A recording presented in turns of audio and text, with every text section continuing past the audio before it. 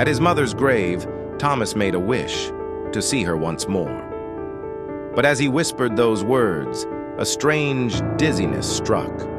When he opened his eyes, everything had changed. His hands were smaller, his body lighter. He was young again. Cars on the street were old models from decades ago. Then, passing by a mirror, he saw a teenage reflection staring back at him. Thomas had somehow returned to his youth. Heart pounding, he rushed home. And there she was, his mother, alive, just as he remembered from 40 years ago. Trying not to cry, Thomas entered his old room. Posters, toys, and records from his childhood filled the walls. It all felt like a dream, but when night came, his family was still there.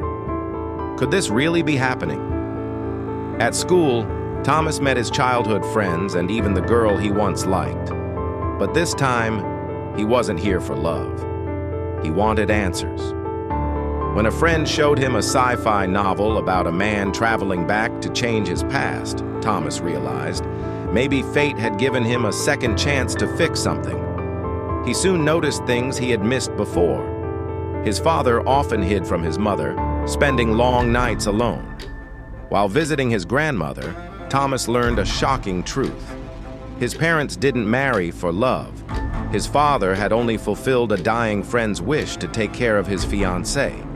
No wonder his father had wanted to leave. Thomas began watching his father closely, suspecting an affair. But when he finally followed him, he discovered the truth. The woman his father met was dying of cancer. There was no betrayal, only compassion. Thomas was speechless.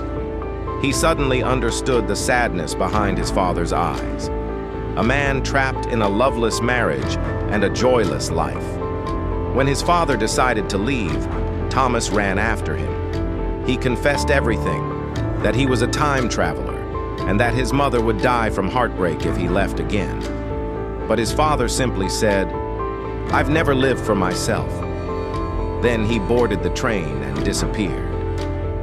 Thomas returned home, comforting his mother, wondering if he had changed anything at all. As he rode past the cemetery again, he lost control and fell. Slowly, he closed his eyes, unsure if he'd wake up in the past or the present.